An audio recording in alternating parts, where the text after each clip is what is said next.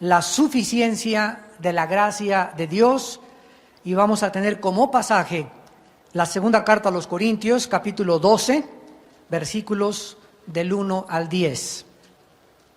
Ciertamente, escribe el apóstol Pablo, no me conviene gloriarme, pero vendré a las visiones y a las revelaciones del Señor. Conozco a un hombre en Cristo que hace 14 años, si en el cuerpo no lo sé, si fuera del cuerpo no lo sé, Dios lo sabe, fue arrebatado hasta el tercer cielo. Y conozco al tal hombre, si en el cuerpo o fuera del cuerpo, no lo sé, Dios lo sabe, que fue arrebatado al paraíso, donde oyó palabras inefables que no le es dado al hombre expresar. De tal hombre me gloriaré, pero de mí mismo en nada me gloriaré, sino en mis debilidades.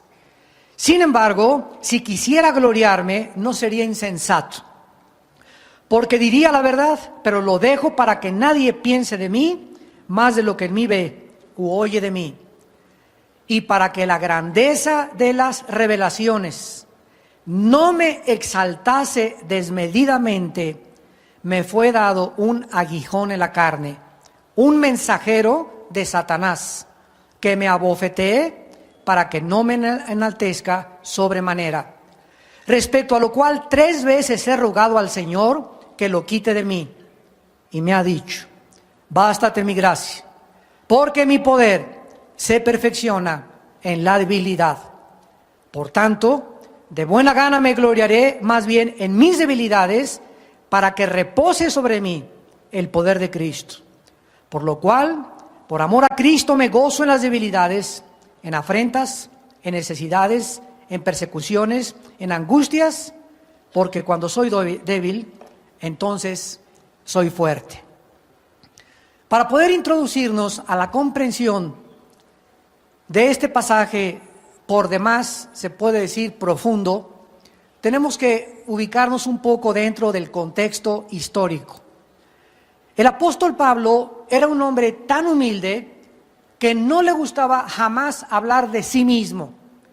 Nunca quería traer la atención sobre su persona, ni en el púlpito, ni en sus estudios, porque no le gustaba alabarse a sí mismo, mucho menos jactarse de sus dones, o de sus visiones, o de sus experiencias espirituales con Dios. Por causa de esta razón, muchos falsos maestros lo comenzaron a atacar y comenzaron a propagar por ahí los rumores de que el apóstol Pablo, él no tenía experiencias espirituales. Murmuraban y diciendo, ¿cómo puede Pablo llamarse apóstol si nunca ha tenido visiones, ni sueños, ni milagros, ni revelaciones de Dios? Pablo, pues, entonces, tuvo la necesidad de defenderse ante sus críticos y al mismo tiempo salvar a la iglesia de Corintio de los falsos maestros.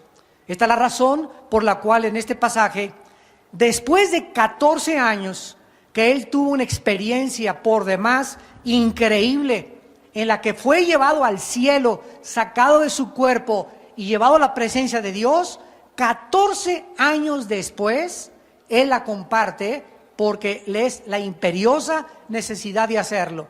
O sea que durante 14 años a nadie le contó lo que le había sucedido, porque lo guardó como una experiencia muy personal entre Dios y entre él. Esta es la razón, repito, por la cual ahora comienza a compartir sus experiencias, porque no tenía opción alguna. Dice el versículo 1, ciertamente, y así es como comienza, no me conviene gloriarme, pero vendré a las visiones y a las revelaciones del Señor. Él era un hombre que había sido llamado por Dios, a quien el Espíritu Santo se reveló a él.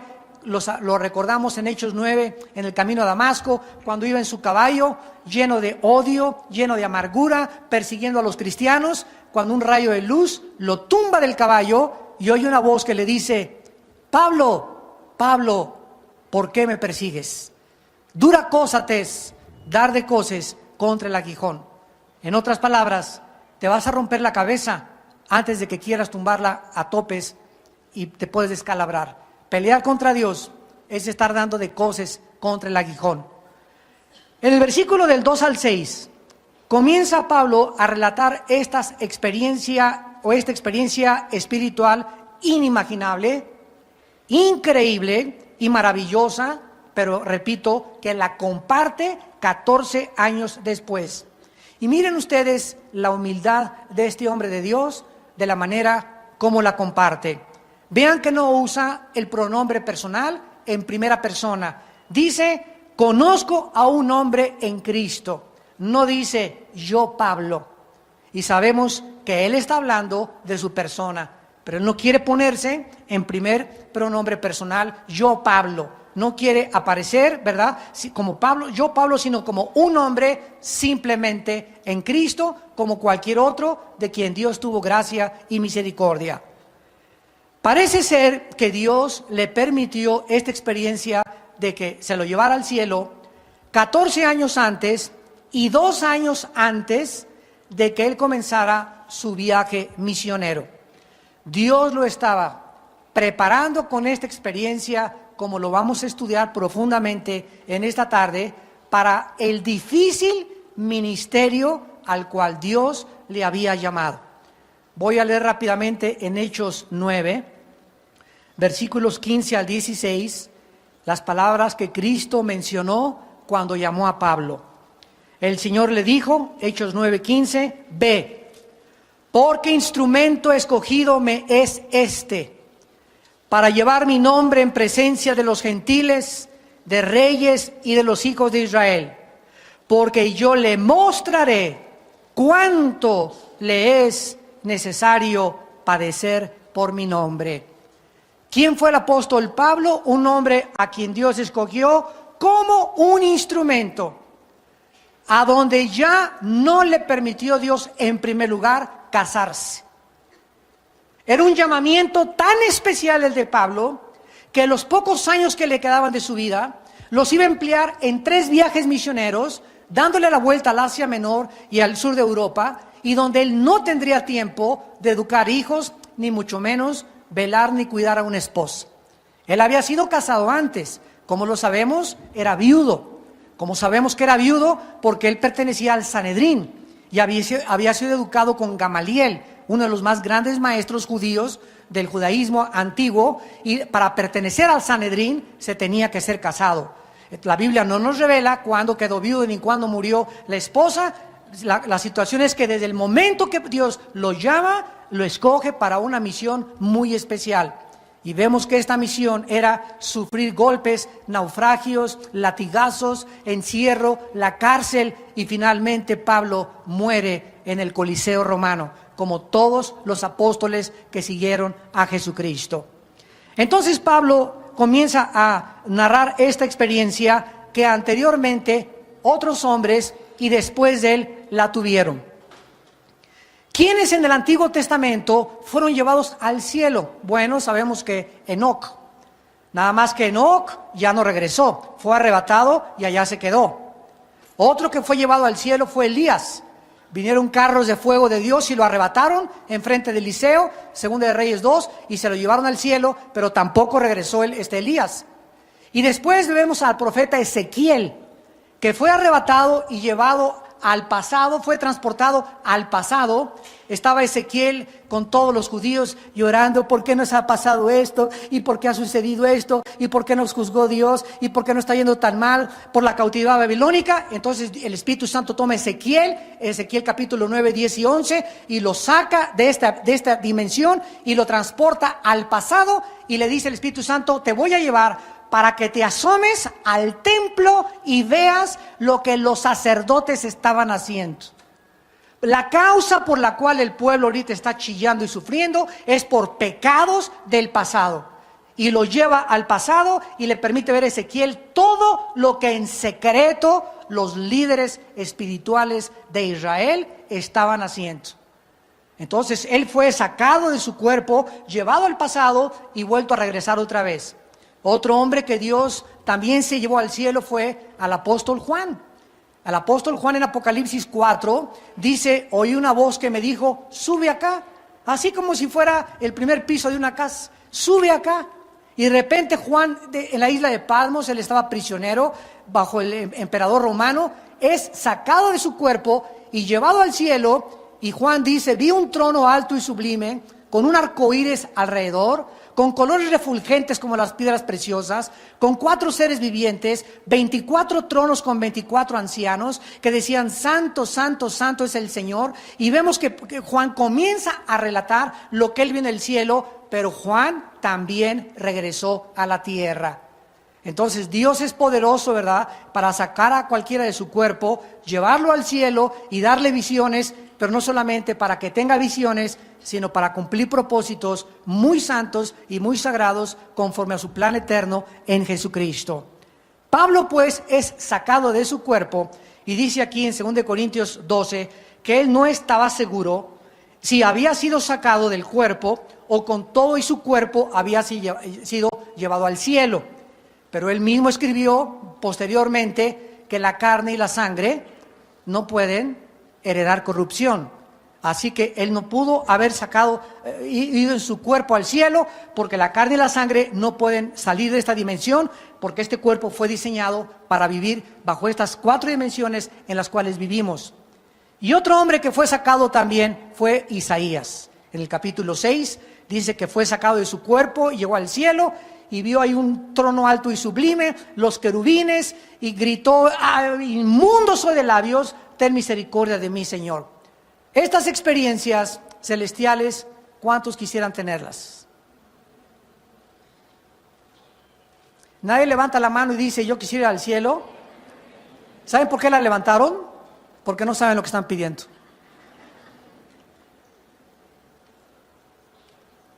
No saben lo que están pidiendo, porque no se imaginan el precio que hay que pagar. Nadie se imagina el precio que paga un líder, un apóstol de Jesucristo. Mucha gente nos ve, ¿verdad?, aquí arriba y esto y el otro, y nadie sabe, ¿verdad?, el trasfondo del precio que muchos de nosotros tenemos que pagar para poder permanecer de pie y seguir con el rostro enfrente sin tener nada de qué avergonzarnos delante de Dios. Y mientras más grandes sean tus experiencias y más cercano estemos a Dios, más cosas y más demandas y más responsabilidades tendremos que cumplir. A mayores privilegios, más grandes responsabilidades. Y eso es lo que muy poca gente ha podido entender. Todo lo quieren ahora a la marucha. Instantáneo, y quiero tener esto, y que se me aparezca el Señor, que me toquen y que me caiga al suelo, que se me aparezca un ángel y que tenga esta experiencia, y todo lo quieren solamente para sentir, para a ver qué se siente. Si no es la montaña rusa ni Reino Aventura. Esto es algo totalmente serio, como lo vamos a ver a continuación. Vemos pues a continuación en el versículo 4 a dónde dice Pablo que fue arrebatado. Fue arrebatado al paraíso. Esta palabra paradeisos en el griego significa lugar de descanso, lugar de tranquilidad, lugar de reposo. Esta palabra paraíso se usó cuando Cristo narró la historia del rico, de Lázaro y el rico, que mientras uno estaba en la vida aprovechándose de los pobres y explotando a los pobres, el otro pobre mendigo estaba comiendo las sobras que caían de la mesa del rico, y los dos murieron. Y dice la Biblia que uno fue llevado hacia arriba y otro fue llevado hacia abajo. Pero esta parte de arriba estaba en el centro de la tierra, por lo que no era arriba, era abajo, porque se creía que era el cielo, pero era en el centro de la tierra, en un lugar que se llamaba el Sheol. En el Antiguo Testamento, todos los espíritus, de los buenos y de los malos que morían, descendían al centro de la tierra, todos, buenos y malos. Y nadie sabía qué había ahí en el centro de la tierra, más que era un lugar de la sepultura o el lugar de los muertos, que es lo que significa la palabra hebrea Sheol. Viene Cristo y nos corre las cortinas y nos enseña que ese lugar en el centro de la tierra estaba dividido por una cima.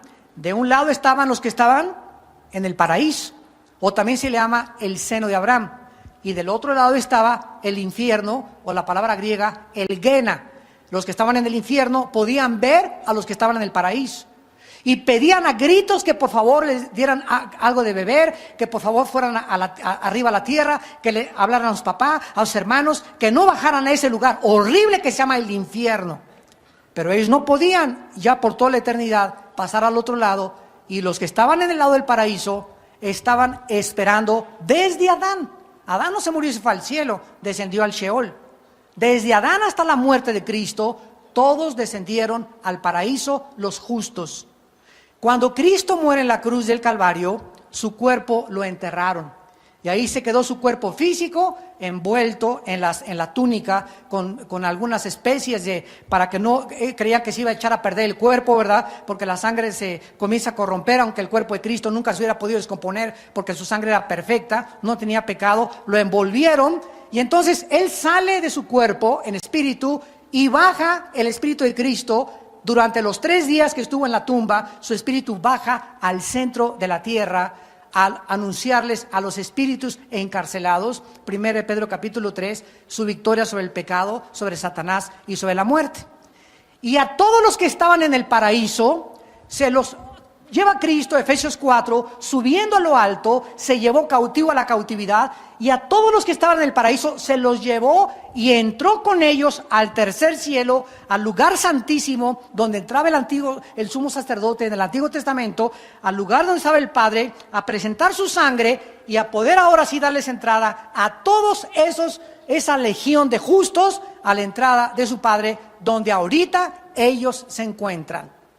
O sea que desde la muerte de Cristo hasta el siglo XXI, donde nos encontramos, los que han muerto después de la resurrección de Cristo ya no bajan al centro de la tierra, los justos, sino que ausentes del cuerpo, 2 Corintios 5, presentes en el Señor.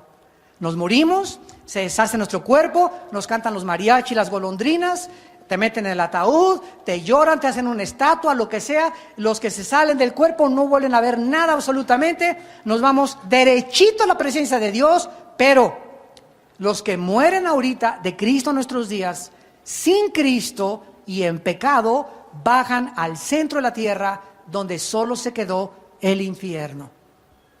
O sea que el infierno sigue estando en el centro de la tierra. Junto al infierno hay otro lugar que se llama el abismo. Y en el abismo no habitan espíritus humanos, ahí habitan espíritus de demonios. Y hay otro lugar que se llama las prisiones de oscuridad o el Tartarus, donde están encerrados los ángeles que violaron la genética en Génesis 6 y están esperando el día del juicio hasta después del milenio. Así que hay 3 prisiones en el centro de la tierra: el infierno, el abismo y el Tartarus o el Abadón. Entonces, esto es lo que la Biblia nos muestra, y cuando Pablo fue arrebatado al cielo. Ahora el paraíso está ¿en dónde? En el cielo. Vean ustedes en Juan capítulo 14, lo que el Señor Jesucristo les consoló diciéndoles a los discípulos. Juan 14, Cristo se iba a ir ya de ellos. Se iban a quedar solos. El Espíritu Santo iba a bajar y los iba a acompañar hasta el día de su muerte, como lo está con nosotros.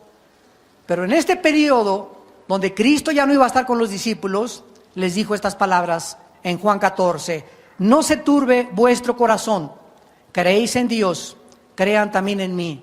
O sea, mientras estamos en el cuerpo, amados santos, no dejemos que nadie nos robe nuestra paz, nuestra tranquilidad. Vamos camino, vamos en la barca navegando con vientos contrarios, tenemos que seguir remando. No permitamos que las tormentas de la vida, ni las lluvias, ni el granizo, ni los ríos, ni la caída del petróleo, ni la caída del dólar, ni la pornografía, ni la inmoralidad, ni la Sodoma y Gomorra en la que estamos viviendo actualmente, no permitamos que nada, ninguna cosa nos separe del amor que es en Cristo Jesús. No permitas que tu corazón se turbe. Esta palabra turbarse significa agitado, incierto, intranquilo. Mantengámonos en paz, mantengámonos con esa paz que sobrepasa todo entendimiento hasta que Cristo venga. Porque si creemos en Cristo, estamos creyendo en Dios. Y miren lo que dice Cristo a continuación: en la casa de mi Padre y allá no se refiere al centro de la tierra. En la casa de mi Padre, o sea, donde mi Padre está, muchas moradas hay. Si así no fuera, yo os lo hubiera dicho. Voy pues, ¿a qué cosa? A preparar lugar para ustedes. Y si me fuere y os prepararé lugar, vendré otra vez. Y os tomaré a mí mismo para que donde yo estoy, ustedes también estén. Este paraíso, pues, al que Pablo fue arrebatado, es al mismo cielo, al tercer cielo, a donde fue arrebatado el apóstol Juan en el libro del Apocalipsis. Ahora, dice la Biblia también en 2 Corintios 12, regresamos a nuestro pasaje, que estando en el paraíso, estando en la presencia de Dios, no oyó hablar castellano, ni otomí, ni chichimeca, ni hebreo, ni italiano, ni inglés, ni alemán. Oyó palabras inefables. ¿Qué significa esto? Que no se pueden expresar en el idioma en que hablamos. ¿Se imaginan ustedes esto? Les voy a explicar más o menos para que más entiendas. A un ciego, ¿cómo le puedes decir de qué color son las nubes? Mira, cieguito, son como el algodón. Así blanco, blanco, terso, terso. El algodón te va a contestar. ¿Y qué es el algodón si tampoco ha visto el algodón? ¿Cómo podemos tener un punto de referencia con alguna persona que no ha podido contactarse con aquello que le queremos explicar? Explícale a un niño de 3 años cómo vienen los niños al mundo. O explícale a un niño de 4 años la raíz cuadrada, matemáticamente hablando. Aunque tuviéramos las palabras, no podríamos expresarle por causa de su entendimiento.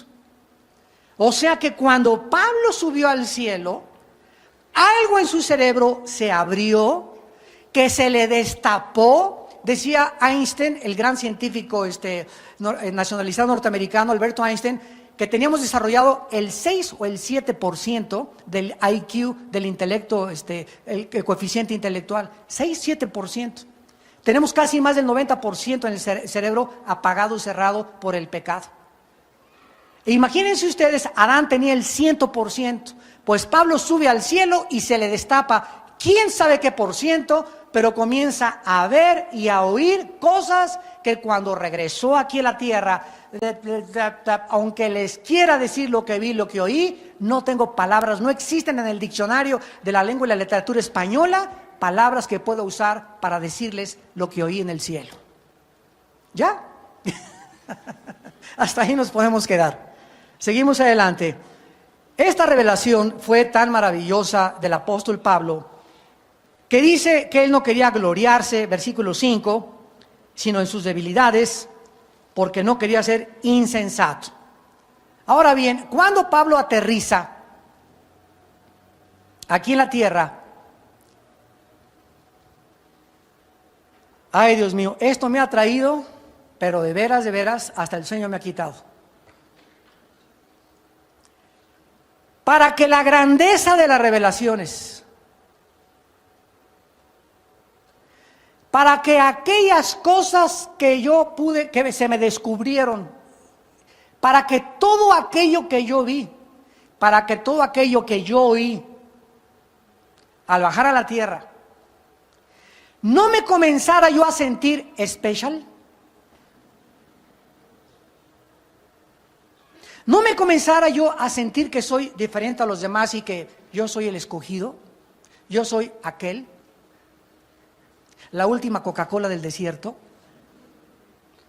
para que las cosas y la experiencia mística que tuve con Dios no pudiera exaltarme.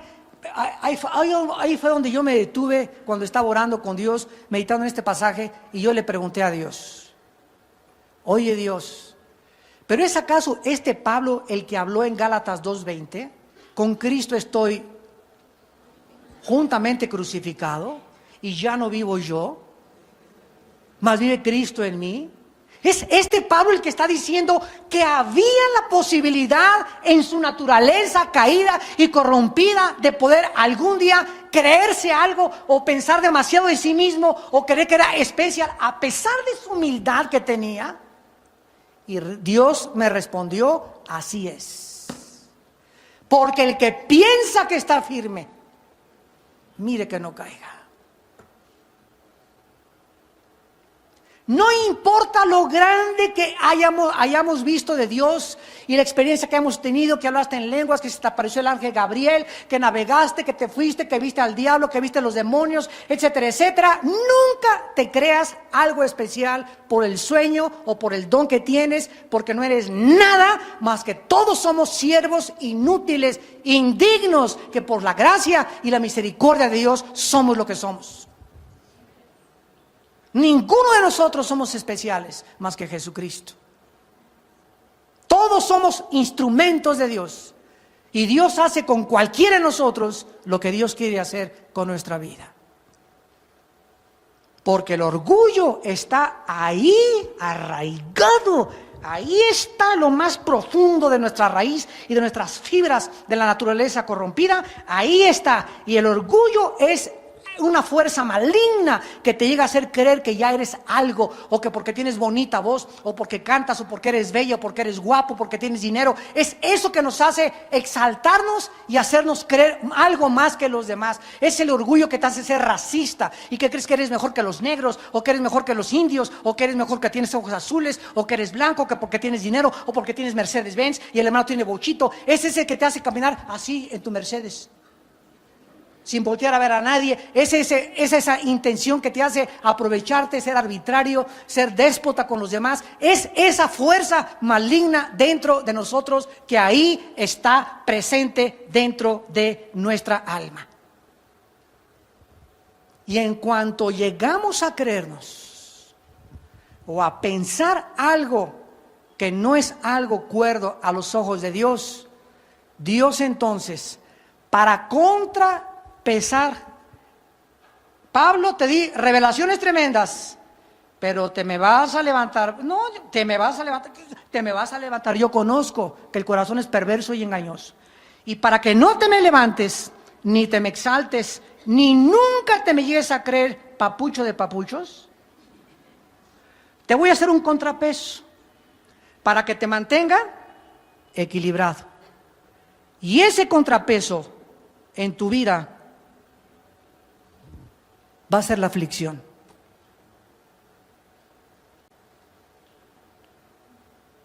Vas a mantener durante toda tu vida algo que te va a hacer sufrir. Y no te lo voy a quitar. Porque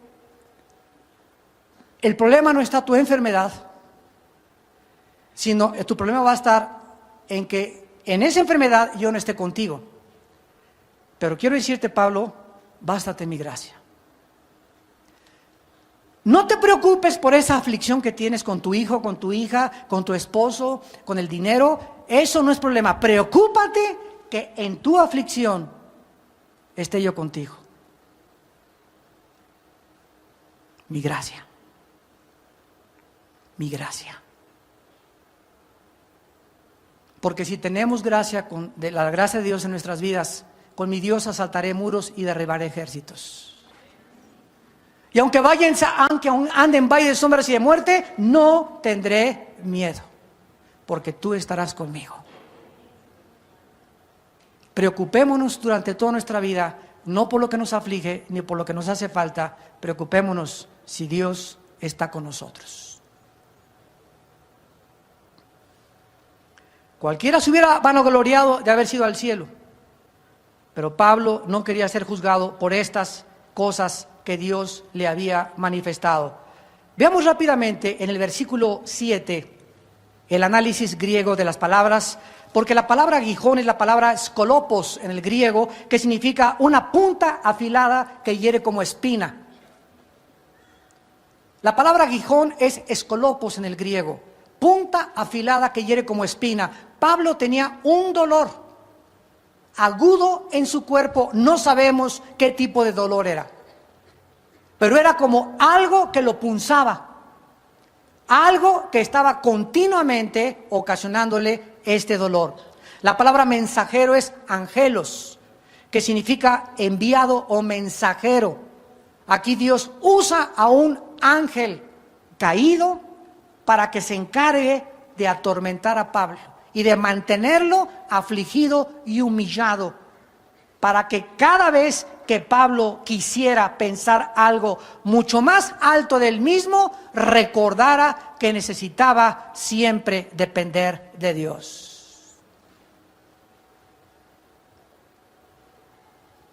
¿Por qué muchas veces Dios permite la adversidad a nuestras vidas? ¿O por qué muchas veces Dios permite problemas con nosotros como padres, con nuestros hijos? ¿O por qué permite Dios muchas veces problemas en tu negocio? Todos estos problemas adversos que aparentemente parecen que es un daño que nos quieren hacer, no lo es a la luz de la Biblia, porque todas las cosas contribuyen para nuestro bien. Si nosotros tenemos esa perspectiva bendita de poder ver a Dios y decirle como Job, en este momento yo no entiendo qué me está pasando, siento que me traga la tierra, siento que es un problema demasiado grande. Yo a veces que le he dicho a Dios, Padre, tú sabes cuánto puedo aguantar.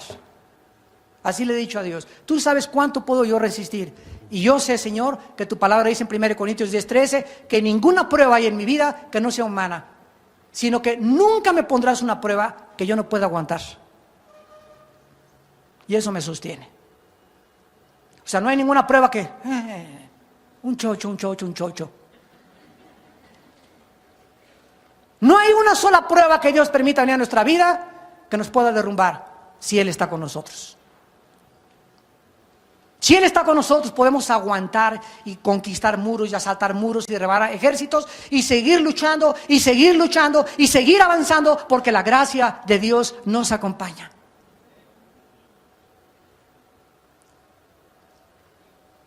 La palabra carne es la naturaleza corrompida humana. Este aguijón, este dolor que Pablo no era un dolor moral o mental o espiritual, era un dolor físico, era una dolencia física, era un problema físico que Pablo tenía. Muchos dicen, he oído, que era un problema oftalmológico, o sea, de los ojos, porque en Gálatas escribe y les dice, mirad con cuántas grandes letras les escribo. Puede ser en los ojos, pero todo es verdad, especulación. No sabemos a ciencia cierta qué tipo de enfermedad o de dolor le permitió Dios tener.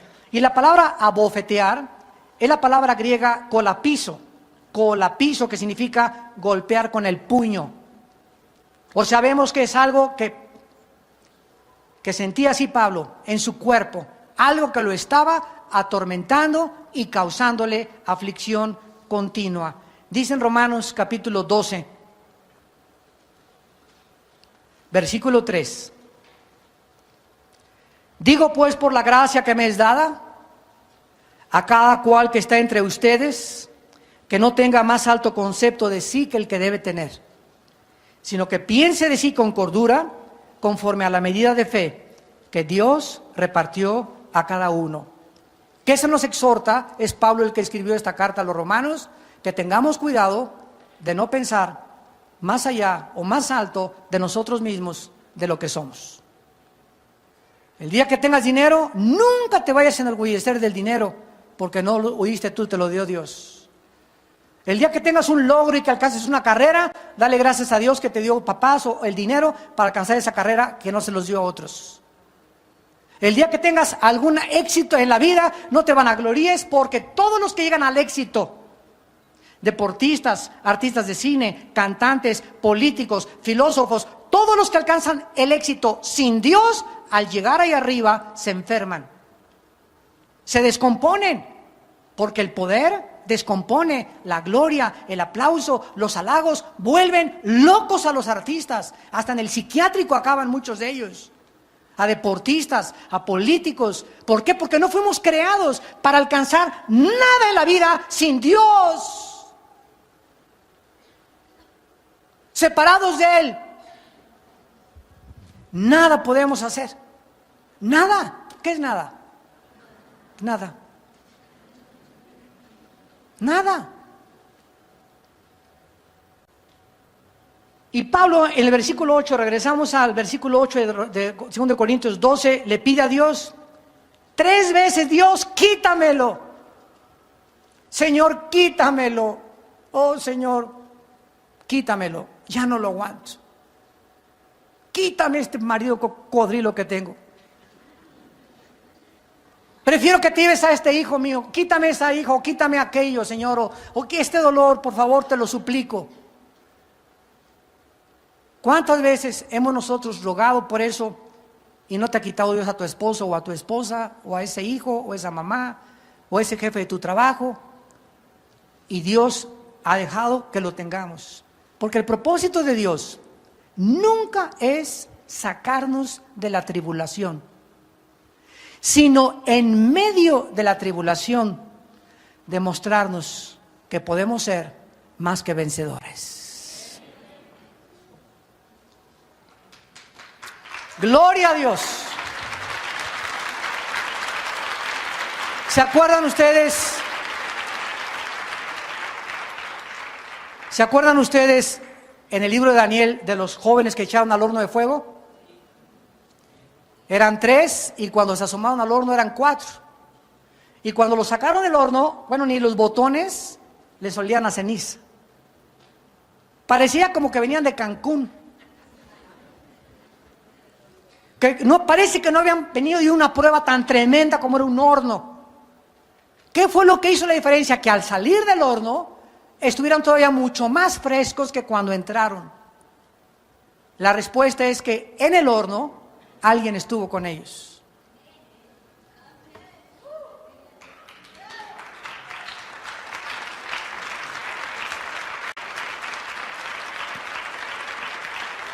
Cuando tú atraviesas una prueba y Dios está contigo, al acabar la prueba, te ve la gente que ni siquiera se imaginó en qué prueba pasaste. No hay un rastro de amargura en tu vida ni de rencor, simplemente porque en esa prueba la pasaste con el Señor junto a ti. Pero todos aquellos que pasan pruebas y que en esa prueba Dios no estaba con ellos, cuando salen de la prueba, sin excepción, salen amargados.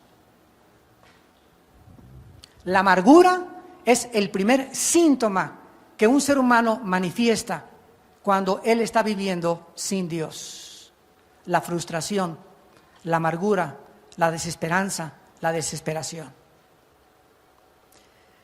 Y Pablo entonces oye la respuesta de Dios: bástate mi gracia, porque mi poder, mi querido Pablito, se perfecciona en tus debilidades. Podemos encontrar por lo menos 3 razones por las cuales Dios rehusó, y también tal vez a tu vida o a mi vida, no nos quite algunos aguijones que algunos tenemos. El primero fue porque Dios lo quería proteger del enorgullecimiento, del orgullo espiritual. Esto es una asombrosa revelación porque nos muestra, repito, el grado tan profundo de corrupción que creemos que ya estoy crucificado con Cristo, ya soy Jesús, ya nada hasta que nos muramos. Tendremos la naturaleza caída y corrupta, y ahí cuando tengas 90 años de edad, vamos a seguir luchando, ya antes de que nos lleven al panteón, vamos a seguir luchando hasta el último suspiro contra el pecado. Es una guerra hasta la muerte, hasta que muramos y resucitamos y dejemos este cuerpo corruptible en la tumba y se nos entregue el nuevo cuerpo. Hasta ese momento seremos libres eternamente de la presencia del pecado. Así que nunca te confíes, jamás, en la altura espiritual que has alcanzado. Cuídate, porque puedes caer, y mientras más alto subas, de más alto te caes. En segundo lugar, Dios le quería revelar su poder a Pablo. Mientras más débil fuera Pablo, más era glorificado Dios. Bástate mi gracia, o sea, la presencia de Dios en la vida de Pablo. El amor y las bendiciones eran suficientes para que Pablo soportara el sufrimiento. Esta palabra bástate es preciosa. Es la palabra arquei, que significa poder suficiente o fortaleza para enfrentar cualquier peligro. O sea, la gracia que Dios nos da. Esa fuerza espiritual que solo viene del cielo, no del psiquiatra, no de los tranquilizantes, no de las drogas, no del consuelo del doctor a corazón, no de Walter Mercado, no de nadie. Es algo que viene del cielo nada más y que Dios quiere que tú experimentes y que es real. Es real. Pero hasta que no pasamos esa prueba, no podemos descubrir que es real. Y es esa prueba, es ese poder que Dios nos da para decirnos que con esa presencia podemos enfrentar cualquier cosa en la vida. Cualquier cosa en la vida. Porque ni lo alto, ni lo presente, ni lo invisible, ni lo visible, ni demonios, ni la desnudez, ni la pobreza, ni la espada, ni la persecución, ni la muerte de mi esposa, ni la muerte de mi esposa, ni la muerte de mis hijos, nada, ni nadie, nunca nos podrá separar del amor de Dios, que es en Cristo Jesús, Señor nuestro. Nada, nada, nada, nada.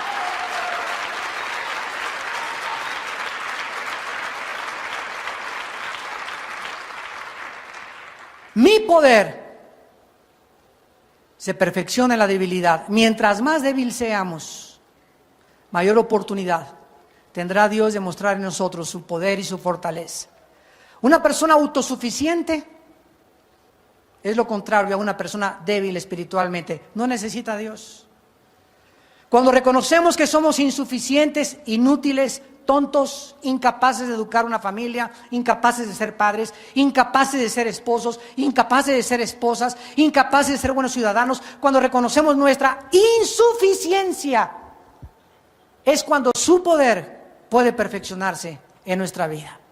Porque es cuando eso nos hace acercarnos a Dios y decirle: Padre, yo sin ti, separado de ti, no puedo educar a mi familia. Separado de ti, no puedo amar a mi esposa. Separado de ti, no puedo ser buen hijo. Separado de ti, no puedo ser buen ciudadano. Padre, te necesito, como el siervo clama por las corrientes de agua. Mi alma tiene sed de ti, Dios. Oh Dios, mi alma clama por ti, oh Dios. Ahí es cuando Dios desciende, porque los que esperan en Jehová tendrán nuevas fuerzas y levantarán alas como las águilas y volarán y no se cansarán. Por cuanto en mí has esperado, yo también te libraré. Te pondré tus pies sobre la roca y jamás, nunca, nunca te dejaré ni te desampararé, dice el Señor. En 2 Samuel capítulo 22, David aprendió esto cuando estaba harto de la persecución de sus enemigos, de las traiciones, de las calumnias, de los chismes, de las murmuraciones. Y él escribe casi antes de morir estas palabras en la segunda carta de Samuel, capítulo 22, versículo del 2 al 3. Y dijo David: Jehová es mi roca y mi fortaleza y mi libertador. Dios mío, fortaleza mía, en Él confiaré, mi escudo y el fuerte de mi salvación, mi alto refugio, Salvador mío, de violencia me libraste. Versículo 32 al 36. ¿Quién es Dios sino solo Jehová? ¿Y qué roca hay fuera de nuestro Dios? Dios es el que ciñe de fuerza y el quien despeja mi camino. Quien hace mis pies como de ciervas y me hace estar firme, ¿dónde? ¿Quién es el que nos sostiene cuando llegamos al éxito y cuando alcanzamos la cima? ¿Quién? Dios. Pero si estamos en las alturas y alcanzamos la montaña, sin Dios nos derribamos. Él es el que nos hace estar firme en las alturas. Quien adiestra mis manos para la batalla, de manera que se doble el arco de bronce con mis brazos. Me diste asimismo el escudo de tu salvación y tu benignidad me ha engrandecido. Él es el que perfecciona su poder en nuestras debilidades. Cuando tú llegues hoy en la noche a tu casa y le digas y caigas de rodillas y le digas a Dios: Padre, Señor, ya no puedo en mi matrimonio con mi esposa. Oh Dios, ya no puedo con mi hijo, ya no puedo con mi hija, Señor, y comiences a llorar. Y comiences a reconocer tu debilidad, tu insuficiencia para poder tener sabiduría y darle una solución a ese problema. Cuando Dios nos ve así, quebrantados y contritos, reconociendo que estamos levantando al cielo y que le estamos diciendo: solo tú puedes hacer esto, solo tú puedes cambiar las vidas. Yo no soy Dios, yo no soy tú, Dios. Tú eres el que puedes cambiar las circunstancias. Yo vengo a ti y a pedirte y a alabarte y a bendecir tu nombre. Ahí, en ese momento, algo se va a apoderar de nosotros que nos va a hacer levantarnos. Después va a secar nuestras lágrimas y nos vamos a sentir fortalecidos y con ganas de seguir viviendo.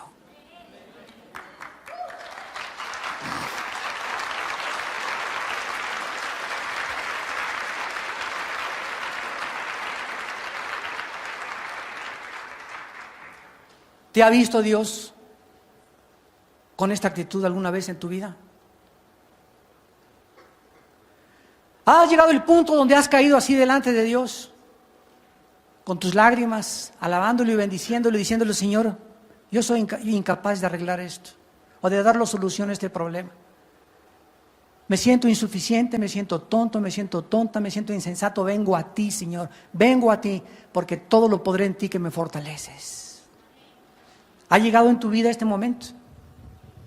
¿Y has experimentado esas fuerzas como el águila? ¿Saben ustedes por qué en Isaías 40 se usa el ejemplo de las águilas? Porque es la única ave que cuando las tormentas vienen, cuando viene la tormenta, todas las aves vuelan y se van a esconder. Y el águila es la única ave que cuando vienen las tormentas, vuela para encontrarse con la tormenta y atravesar la tormenta y volar arriba de la tormenta. Y la tormenta queda abajo. Por eso los que esperan en Jehová tendrán fuerzas y no vamos a huir de nuestros problemas. Por la puerta falsa, por las drogas, el alcohol, otra mujer, el sexo, la pornografía. Ya estoy desanimado, ya qué iglesia ni qué iglesia, todos una bola de hipócritas. No sea chillón, cobardes. Los valientes arrebatan el reino de Dios. Y Dios no nos ha dado espíritu de cobardía, sino de poder y dominio propio. Tenemos que ser valientes y no amedrentarnos ante nada en la vida. Pero ese valor solamente viene del poder de Dios, que nos fortalece nuestra debilidad. Y Pablo termina diciendo en 2 Corintios 12, versículo 10: por lo cual, por amor de Cristo, me gozo en las debilidades, en afrentas, en persecuciones, en angustias, porque cuando soy débil, entonces soy fuerte. ¿Por qué? Porque Él era fuerte en el poder de Jesucristo. Y el poder de Cristo es más fuerte que todas las fuerzas de los seres humanos juntas. Aleluya, gloria a Dios. Te alabamos, Señor, y te damos las gracias por tu palabra en esta mañana. Oh Dios, amplía nuestro entendimiento para comprender tus caminos y tus pensamientos y poder comprender que la vida cristiana es una vida de soldados.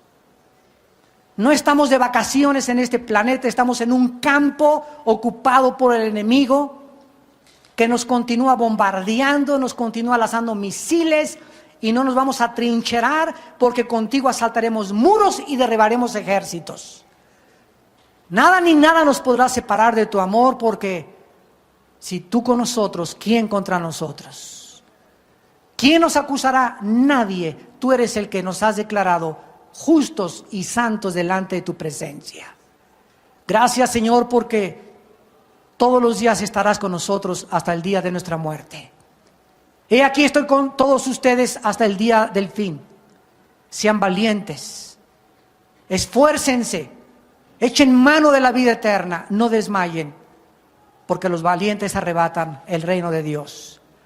Padre, gracias por hacernos comprender que lo único que necesitamos en esta vida es tu gracia. Es suficiente tu gracia para enfrentar cualquier problema en la vida en nuestros 5 sentidos. Para que seamos como Cristo, que en la muerte, en la cruz, le ofrecieron vinagre para mitigar su dolor. Y para que no sufriera tanto, y Él negó. No quería ningún anestésico, quería estar en sus 5 sentidos, experimentando el dolor por nosotros, porque era el valor que tu Espíritu le infundía hasta el momento de su muerte. Y ejemplo nos ha dejado para que sigamos sus pisadas. Te bendecimos, Señor, y te damos gracias por tu palabra. Y en esta tarde tal vez haya muchas personas que están sufriendo, que están experimentando adversidades en su vida. Y tal vez le has pedido a Dios y parece que no te contesta. Tal vez en esta mañana te ha contestado con las palabras que le dijo a Pablo: bástate mi gracia. No necesitas que te quite ese problema. No necesitas que te saque de ese problema, porque quiero que aprendas que en medio de tu problema que tienes ahorita, mi gracia es suficiente. Y mientras tú te sientas que me necesitas, voy a perfeccionar mi poder dentro de ti. Y te voy a hacer sentir y experimentar que lo único que necesitas es a mí. Porque Él es la roca. Diré: Jehová, castillo mío, esperanza mía, mi Dios, en quien confiaré.